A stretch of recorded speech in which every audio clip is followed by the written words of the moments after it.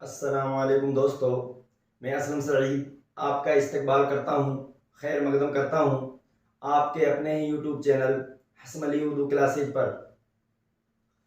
जिस भाई ने अभी तक हमारा YouTube channel Hasmali Urdu classes subscribe नहीं किया है वो जल्दी से जल्दी सब्सक्राइब कर लें और लाइक करें और ज़्यादा से ज़्यादा शेयर करें, क्योंकि हमारी जो क्लासें हैं वो कंटिन्यूस चल रही हैं और कल से इंशाल्लाह हमने अपना नया जो वो हिंदी ग्रामर था उसकी क्लास भी कल अपलोड हो जाएगी। तो हम अब चलते हैं अपने टॉपिक की तरफ, क्योंकि जो हमारी जो क्लासें चल रही हैं आपको अच्छी तरह समझ में तो इंशाल्लाह आ रही होंगी और हम भी बेहतर से बेहतर करने की कोशिश कर रहे हैं ताकि ज़्यादा से ज़्यादा आप लोगों को उसका फ़ायदा पहुँचे। तो दोस्तों चलते हैं हम अपने नेक्स्ट टॉपिक की तरफ। आज का जो हमारा टॉपिक है वो है रमूज़ औकाफ। रमूज़ औकाफ रमूज़ औकाफ किसे कहते हैं? रमूज़ औकाफ औकाफ व फ़िके उन अलामतों को कहते हैं। औकाफ व फ़िके उन अलामतों को कहते हैं। औकाफ फ़िके एक अलामत है।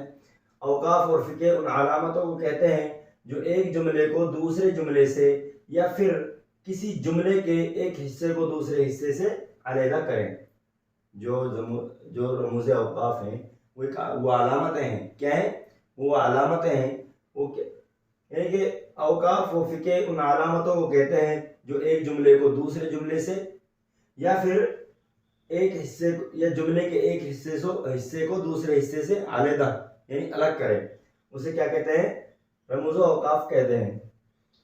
इन औकाफ का बड़ा फ़ायदा यह है कि पहले तो इनकी वजह से नज़र को सुकून मिलता है। तो जो ये निशान है, ये चिन्ह बोलते हैं इनको, ये अलामतें हैं, जो इनसे सबसे बड़ा फ़ायदा तो ये है कि इनसे नज़रों को सुकून मिलता है। भाई हमको कहाँ पे ठहरना है, कहाँ पे नहीं ठहरना। अगर हम पढ़ते आ रहे हैं तो कहीं पे ठहरेंगे तो हमको हमारी नज़रों को सुकून मिलेगा। औकाफ का बड़ा फ़ायदा यह है कि पहले तो उनकी वजह से नज़र को सुकून मिलता है, नज़र को आराम मिलता है। इसके अलावा औकाफ की मदद से जुमलों के दरमियान आपस में उलझाव या पेचीदगी पैदा नहीं होती। आई बात समझ में?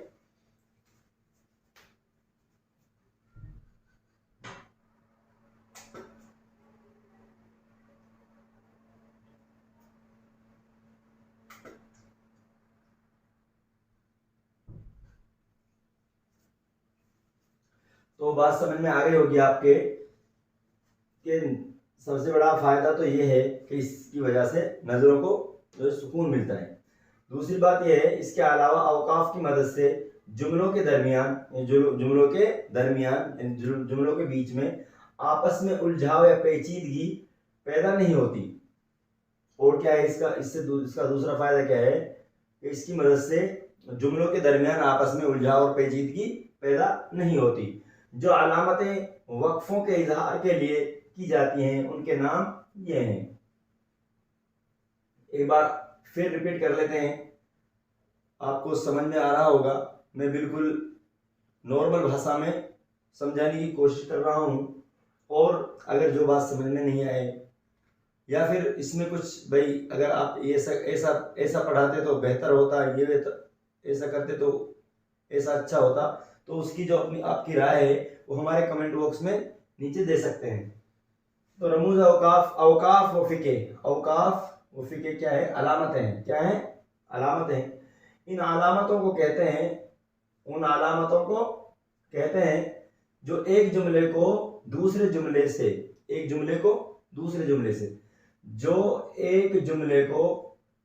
दूसरे जुमले से या फिर किसी जुमले के एक हिस्से को दूसरे हिस्से से अलहदा करें, एक हिस्से को दूसरे हिस्सों से अलहदा कर दें।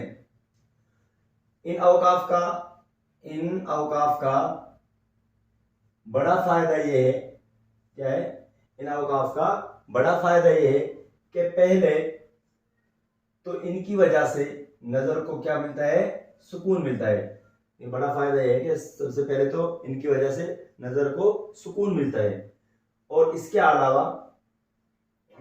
अलावा क्या है, औकाफ की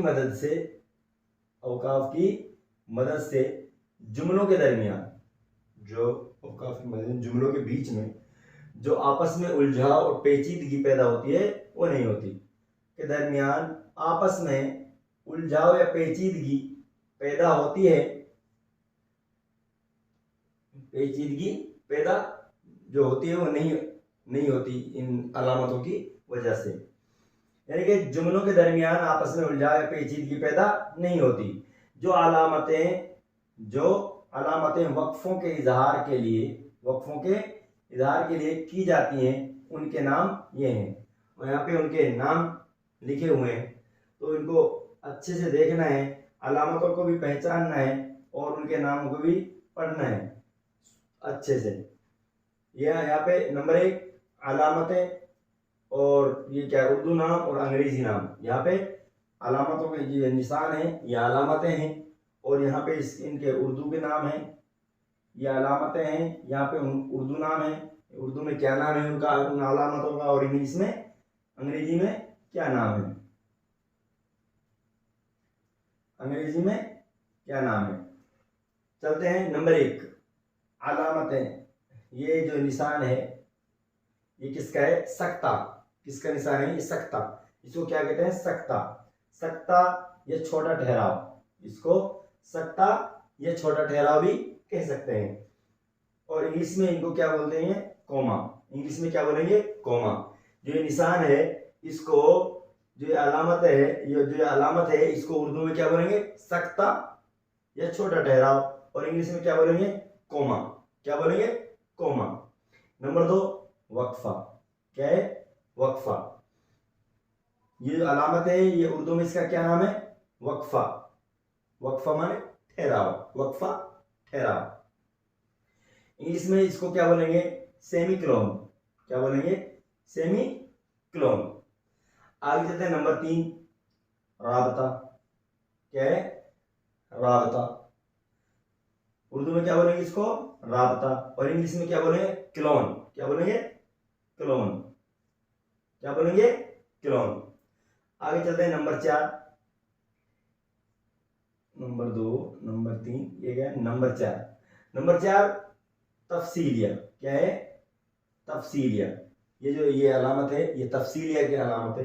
उर्दू में इसको क्या बोलेंगे, तफसीलिया, और इंग्लिश में इसको बोलेंगे क्लोन एंड डैश। क्या बोलेंगे, clone and dash, clone and dash. आगे चलते हैं नंबर 5। नंबर 5 में क्या है, खत्मा। क्या है, खत्मा। जो ये अलामत है इसको खत्मा बोलेंगे। क्या बोलेंगे, उर्दू में खत्मा। उर्दू में इसको क्या बोलेंगे, खत्मा, और इंग्लिश में फुल स्टॉप। क्या बोलेंगे, फुल स्टॉप। उर्दू में खत्मा बोलेंगे इस अलामत को, और इंग्लिश में फुल स्टॉप बोलेंगे। आगे चलते हैं नंबर 6। नंबर 6 में क्या है, फजाइया निदाइया। फजाइया निदाइया, हिंदी में विस्मोदक चिन्ह भी बोलते हैं इसको, और यहाँ पे उर्दू में फजाइया निदाइया। उर्दू में क्या बोलेंगे, फजाइया निदाइया, और इंग्लिश में क्या बोलेंगे, note of exclamation. Exclamation, note of exclamation. आगे चलते हैं नंबर 7 सवाल निशान। इसको क्या बोलेंगे, सवाल निशान। हम कोई क्वेश्चन मार्क चिन्ह, इंग्लिश में क्या बोलेंगे, क्वेश्चन मार्क चिन्ह, हिंदी में प्रश्न मार्क चिन्ह। तो ये कोई भी हम सवाल करते हैं, भाई आप कहाँ जा रहे हो, हमको लिखा हुआ मिलता है, तो उसके पीछे ये सवाल निशान मिलता है। तो नंबर क्या 7, ये जो अलामत है ये सवाल या निशान की है। किसकी है, सवाल या निशान। सवाल या निशान, उर्दू में सवाल या निशान, और इंग्लिश में क्वेश्चन मार्क। इंग्लिश में क्या बोलेंगे, क्वेश्चन मार्क। आगे चलते हैं नंबर 8 खत। क्या है, खत। ये अलामत है खत की है। क्या है, ये खत की है। ये खत्मा से यानी जो फुल स्टॉप से थोड़ी बड़ी होती है, लंबी होती है, तो ये क्या है, खत। उर्दू में इसको क्या बोलेंगे, खत।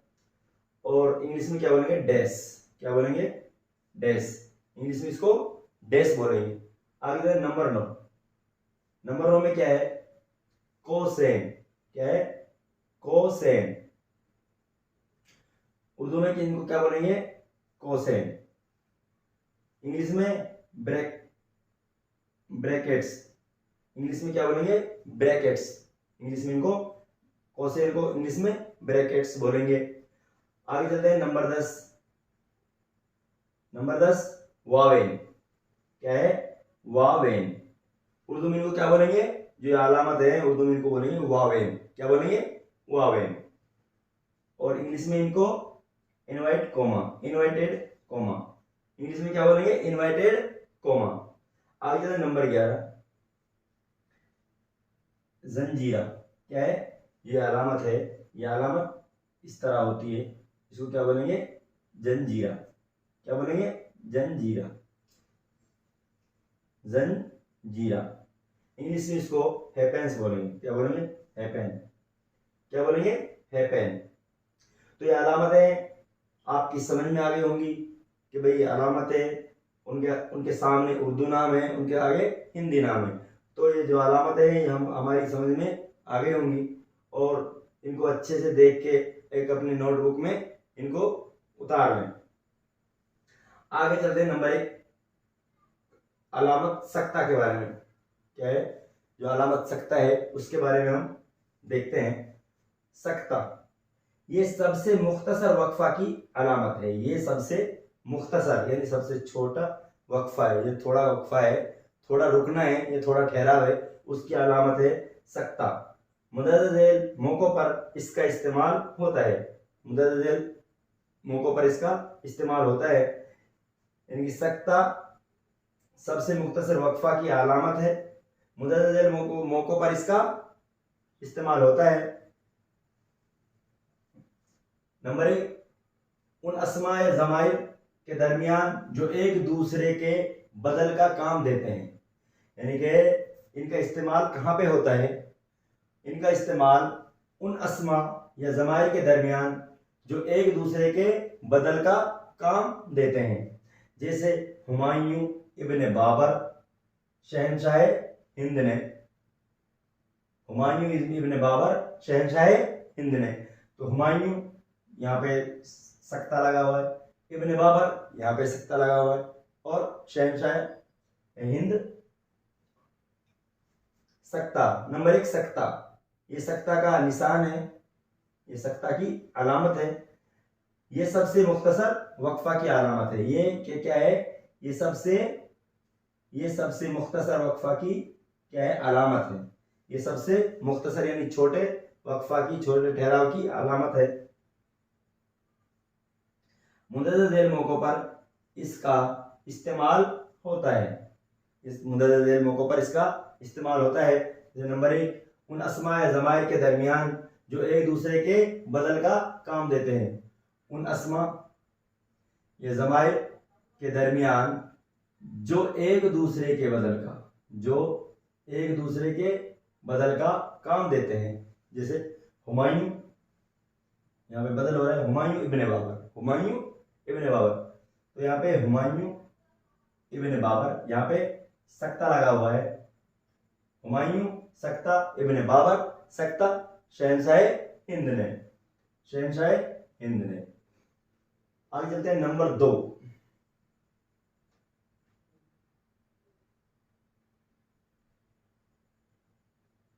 नंबर 2 एक ही तरह के, क्या है, एक ही तरह के 3 या 3 से ज्यादा अल्फाज जो साथ साथ इस्तेमाल किए गए हों, यानी एक ही तरह के 3 या 3 से ज्यादा, एक ही तरह के 3 या 3 से ज्यादा अल्फाज जो साथ साथ इस्तेमाल किए गए हों, उनके दरमियान सख्ता की अलामत इस्तेमाल होती है। यानी कि एक ही तरह के 3 या 3 से ज्यादा अल्फाज जो साथ साथ इस्तेमाल किए गए हों, उनके दरमियान सख्ता की अलामत इस्तेमाल होती है।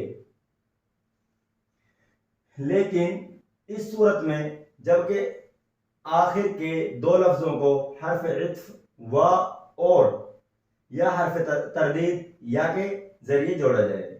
अब यहाँ पे क्या बताया गया है भाई, एक ही तरह के तीन अल्फाज से जायद अल्फाज जो साथ साथ इस्तेमाल होते हैं वहां पे सख्ता का इस्तेमाल होता है, लेकिन बट क्या है, लेकिन इस सूरत में जबकि इस सूरत में कौन सी सूरत में, जबकि दो अल्फाजों को हर्फ हुरूफ इत्फ, हुरूफ जो इत्फ हैं, जो हुरूफ इत्फ हैं, वाव और या, वाव और हुरूफ इत्फ, वाव और या हर्फ तरदीद या के जरिए जोड़ा गया हो, हुरूफ इत्फ या हुरूफ तरदीद के जरिए जोड़ा गया हो,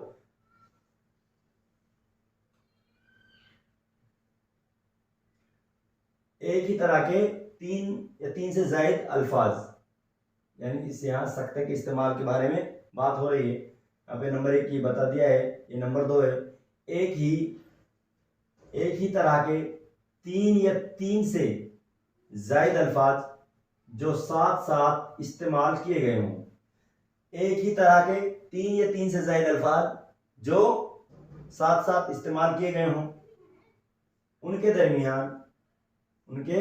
दरमियान सख्ता की अलामत इस्तेमाल होती है। लेकिन इस सूरत में, कौन सी सूरत में,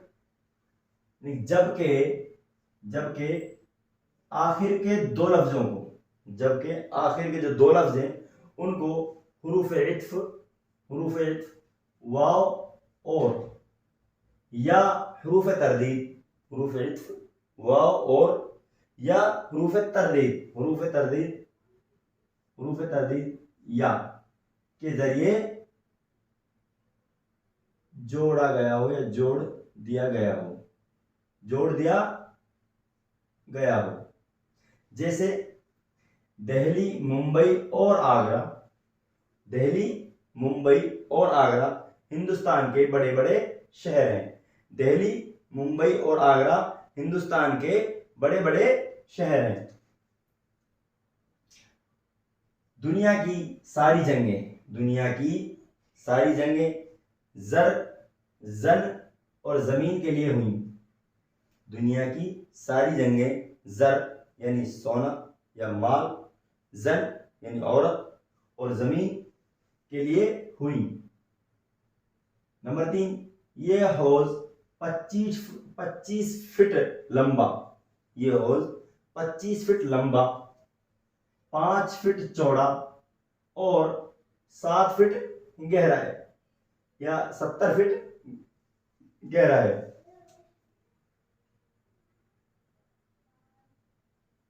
अब बात समझ में आई होगी, जैसे दिल्ली, मुंबई, दिल्ली यहां पे सख्ता लगा है, मुंबई और आगरा हिंदुस्तान के बड़े बड़े शहर हैं।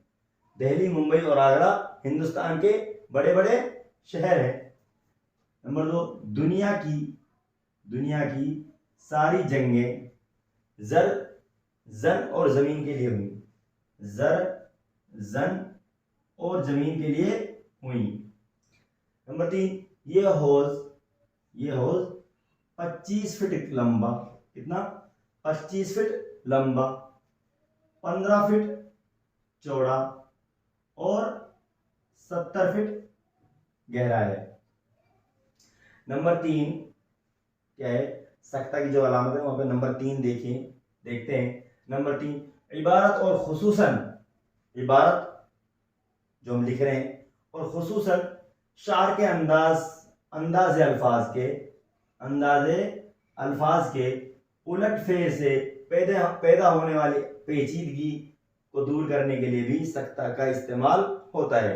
यानी कि हम कोई इबारत लिख रहे हैं, खुसूसन खास तौर पर शार के अंदाज़े अल्फाज, यानी जो शार के अंदाज़े अल्फाज हैं, शार के अंदाज़े अल्फाज के उलट फेर से पैदा होने वाली पेचीदगी को दूर करने के लिए भी सख्ता का इस्तेमाल होता है, यानी कि शार के अंदर तक जिससे पेचीदगी पैदा न हो। जैसे देर नहीं, हरम नहीं, दर नहीं, आसान नहीं। अगर यहाँ पे सख्ता ना होता तो ये क्या है, देर नहीं, हरम नहीं, यानी कि वो रुक रुक के, यानी कि सुकून के साथ उनको अदा नहीं हो, पेचीदा हो, उलझन हो जाती उनमें कि भाई ये देर नहीं, हरम नहीं, क्या क्या है भाई, उसमें मिल रहा है क्या, इसमें मिल रहा है, तो वो अच्छे से वो पेचीदगी, वो उलझन उसमें हो ही रहती। नंबर 3, इबारत और खुसूसन शार के अंदाज़ अल्फाज के उलट फेर से पैदा होने वाली पेचीदगी को दूर करने के लिए भी सख्ता का इस्तेमाल होता है।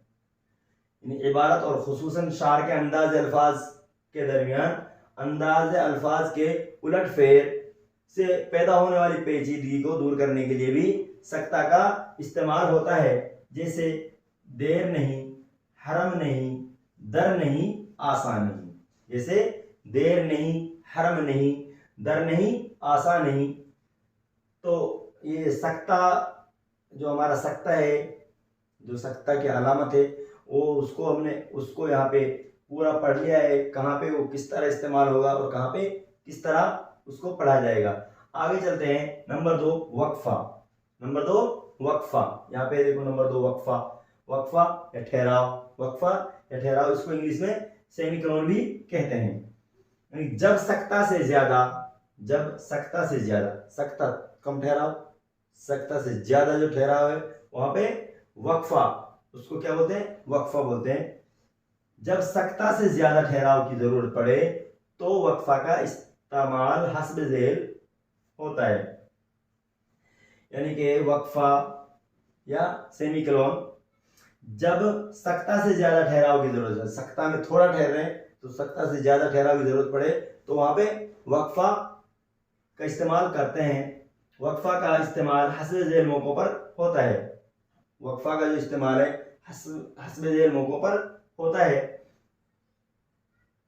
जैसे नंबर 1, जुमलों के लंबे लंबे अज्जा। जुमलों के लंबे लंबे अज्जा, यानी जो जुमले जो लंबे लंबे हैं, जो लंबे लंबे अज्जा हैं, जो लंबे लंबे टुकड़े हैं, अज्जा को एक दूसरे से अलहदा करने के लिए इनका इस्तेमाल होता है। जुमलों के लंबे लंबे अज्जा को एक दूसरे से अलहदा करने के लिए वक्फा का इस्तेमाल होता है।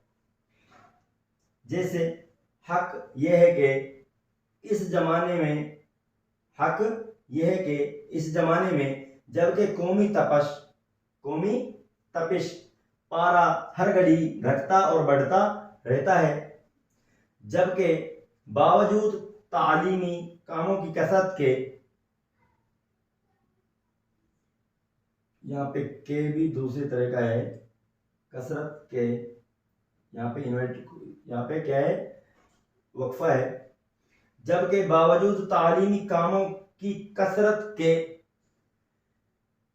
कौमी तालीम का कोई खाका हमारे सामने नहीं है, जबकि सियासी तारोपोद, यहाँ पे क्या है, तारोपोद यहाँ पे सारे मुल्क में फैला हुआ है वगैरह। बात समझ में आ गई होगी आपके कि वक्फा है जो, उसको इंग्लिश में सेमीकोलन कहते हैं। क्या कहते हैं इंग्लिश में, क्या कहते हैं उनको, सेमीकोलन कहते हैं।